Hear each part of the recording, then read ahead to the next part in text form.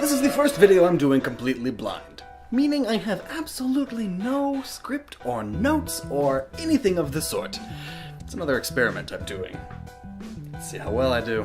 2015 was the 15th year since the year 2000. That's a terrible intro. 2015 was a pretty good year for gaming. Not the best by any means, but still awesome.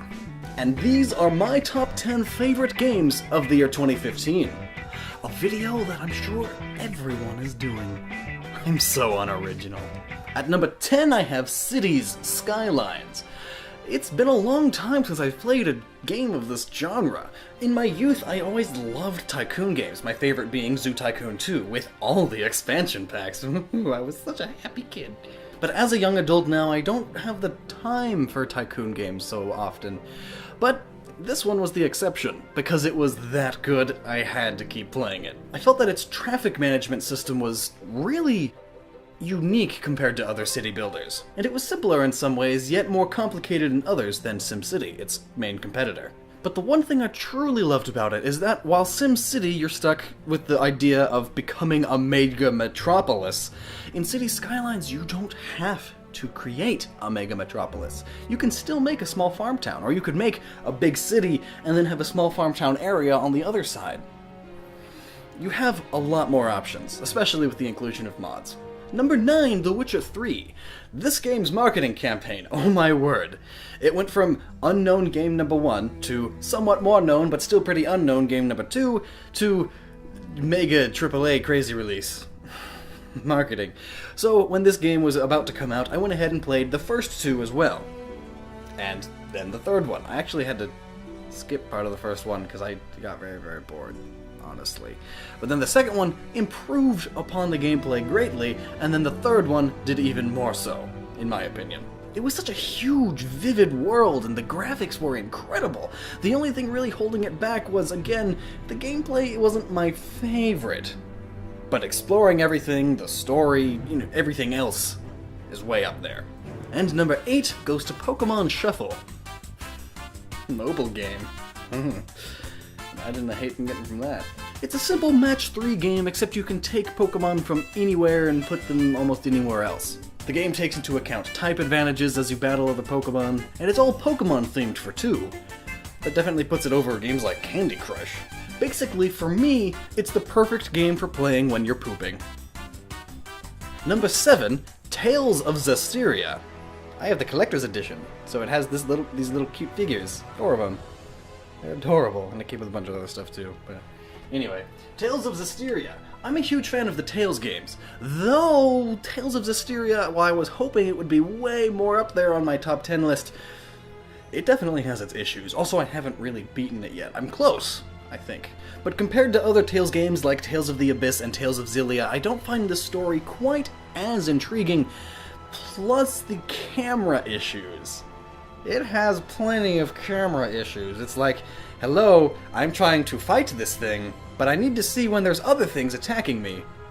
Come on, camera. Oh my word. I get it. There's a wolf. I get it. There's a bug.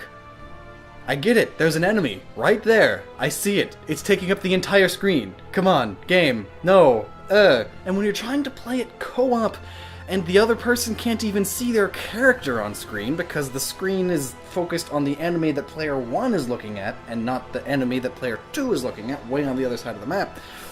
It just gets complicated and confusing.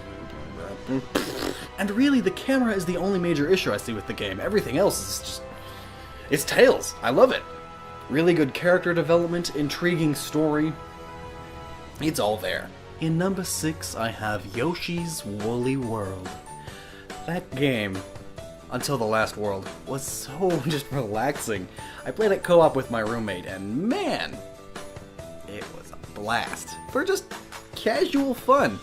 And the characters are super adorable, and I love the little yarn amiibo that it came with. It's plenty easy to just get through the levels, but 100%ing it adds a good amount of challenge. And you know a game has to be good if I'm going to 100% it.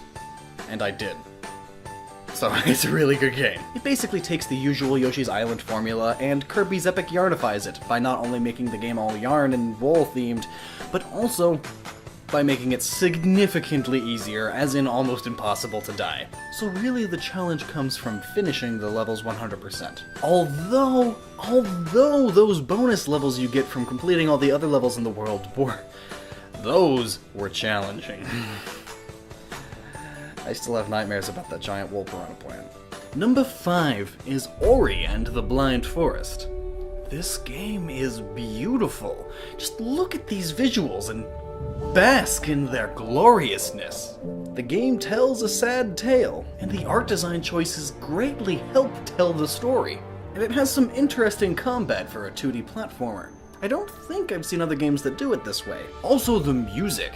This game has one of the greatest soundtracks in recent years, and it all adds to the atmosphere and the immersion, both of which are things I am crazy huge fans of. And number 4 goes to Super Mario Maker. I don't know if you guys know this, but I am a huge Mario fan. Mario's my man! So to finally be able to make your own levels and play other people's levels was a blast. It was a big blast. There's not really much else to say about it other than it's Mario, but you make your own levels and play other people's levels. It's like the simplest concept to understand.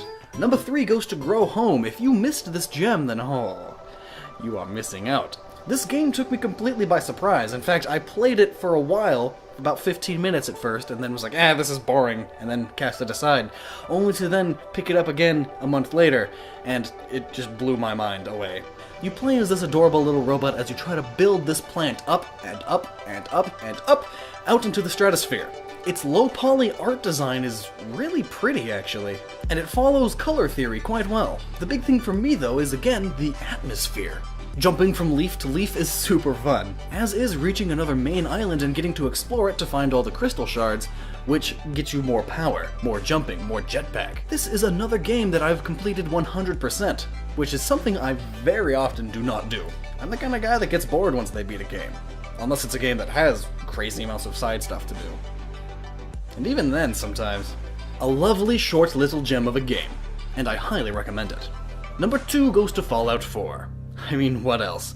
I'm lucky enough to have a crazy amazing computer, and as such, I haven't had any problems at all. I see plenty of people complaining about the graphics and about the stability of the game, but thankfully, I haven't had any of those issues, aside from, I think I've crashed like once, and I've had one frame rate issue.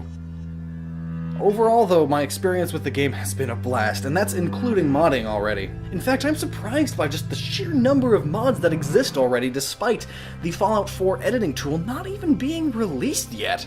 I already have like 30 mods installed, and I'm positive that as more are added, it'll just continuously grow and grow as an even better game. And I mean, the DLC isn't even out yet. However, I do have to say I am very disappointed in the choice to have the main character be voxed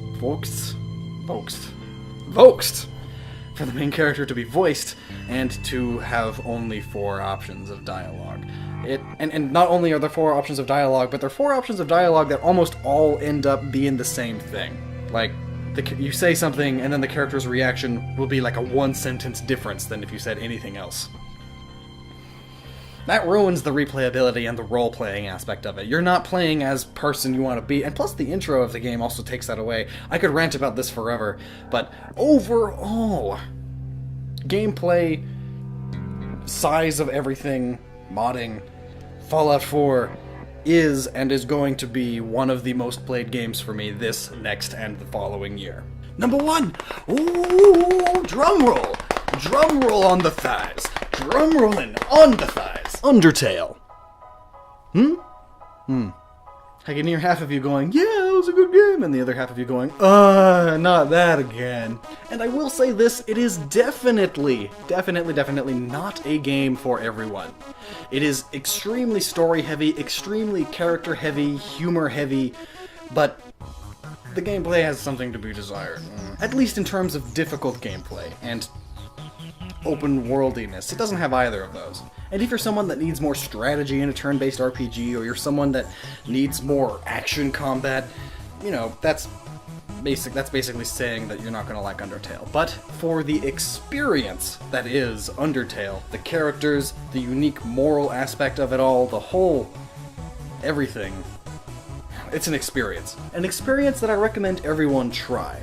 It's perfectly understandable if you don't like it, but for me, Undertale was the best gaming experience I've had this year. In a small package. I actually found the gameplay to be really enjoyable, though limited. And that soundtrack. Oh my goodness, that soundtrack! Easily the greatest game soundtrack of 2015. Or in the Blind Forest, I'd probably be second. And heck, if I had to make a top 10 game soundtracks, Undertale would definitely... I don't know about top it, but it would definitely be up there. My favorite genre of music is when chiptune gets mixed with other things, which is exactly what Undertale does, and I feel like more games should do that. The chiptune aspect of the soundtrack definitely reflects the whole 8-bit, 16-bit graphics style. But then, it adds in real instruments and better quality sound and stuff, and it comes together and creates a magical package that is a wondrous adventure that you should always replay like 3 times if you want to get the full experience. And then each time you play it, you do super different stuff. There's 3 main runs, and then there's like 3 different neutral endings, 3 different positive endings, and 2 different negative endings. That's a lot of different endings. And this is another game that I could just go on and on about, but that's not what this video is about, so I'll spare you. And those are my top 10 favorite games of 2015. Let me know what yours were. And by the way, I have a list of all of these games, as well as mini games that I was considering putting on here, on my Games Grabber page, in the collection entitled Best Games of 2015. Games Grabber being that website where you can manage collections of games. Be it games you have, games you want, your favorite games like what I'm doing here, whatever. Plus you can look at other people's collections and get ideas about what you might like, based on what other people like. It's all very awesome. I definitely recommend checking it out, and maybe giving me a follow on there. So thank you for watching, and putting up with my opinions. Stay awesome.